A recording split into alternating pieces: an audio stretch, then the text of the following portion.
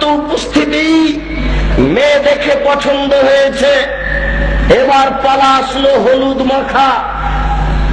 হলুদ মাখা যাবে কিনা? আব্দুর রহমান ইবনে আউফ রাদিয়াল্লাহু তাআলা আনহু রাসূলের সামনে আসলেন, কাপড়ে হলুদের রং লেগে আছে। আল্লাহর নবী বললেন, কি খবর আব্দুর রহমান ইবনে আউফ, তুমি কি বিবাহ করেছো? তিনি বলছেন, আল্লাহর নবী, খেজুরের আঁঠি সম পরিমাণ স্বর্ণ দিয়ে বিবাহ করেছি। এ দেখেন, গরিব মানুষ টাকা দিয়ে বিবাহ করছেন, টাকা নিয়ে নয়।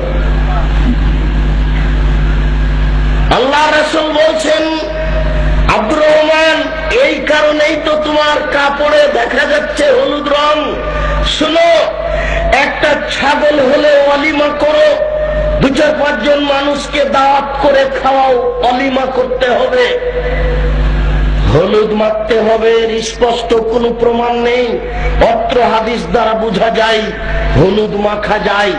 হলুদ মাখলে শরীরের আকার আকৃতির কিছু পরিবর্তন হয়, সুন্দর লাগে দেখতে, এ কারণে মাখাই ভালো হবে। তবে হলুদ যেন ভাবি না মাখায়, হলুদ যেন খালাতো বোন ফুফাতো বোন না মাখায়। যদি ভাবি, খালাতো বোন ফুফাতো বোন হলুদ মাখায়, তাহলে বিবাহের সূচনাতেই পাপ। এই পরিবার কখনো আর কোনোদিন আদর্শ হবে না।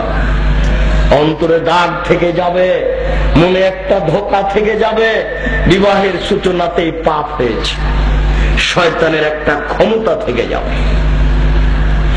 রাসূল সাল্লাল্লাহু আলাইহি সাল্লাম বলেন, লা তুবাশিরুল মারআতু আল মারআতা, একজন মহিলা যেন আর একজন মহিলার গায়ে হাত না লাগায়। কেন? ফাতানাখালে যাওজিহা কান্নাহু ইয়ানজুরু ইলাইহা। যদি একজন মহিলা আর একজন মহিলার গায়ে হাত লাগাই, তাহলে বুঝতে পারবে তার শরীর নরম না শক্ত। তখন সে তার স্বামীর সামনে বিবরণ দিবে, অমুকের শরীর নরম, তার মাথার চুল লম্বা, তার মাথার চুল ঘন। এই বিবরণ দিলে তার স্বামী তাকে অন্তরের চোখে দেখবে। অন্তরের চোখে দেখাও বৈধ নয়। এই জন্য আল্লাহর নবী নাকচ করেছেন, একজন নারী যেন একজন নারীর গায়ে হাত না লাগায়। একজন নারী তার খালাতো বোনের কাছে হলুদ মাখতে পারে না, একজন নারী তার ফুফাতো বোন ভাবির কাছে হলুদ মাখতে পারে না। হলুদ মাখা যায়, তার মাকে মাখাতে হবে, তার ফুফু, তার খালা, তার দাদি নানিকে মাখাতে হবে। ভুল করেন না, সূচনায় যদি পাপ হয়, আপনি আর কোনদিন নিজেকে তৃপ্তি দিয়ে জীবন পরিচালনা করতে পারবেন না।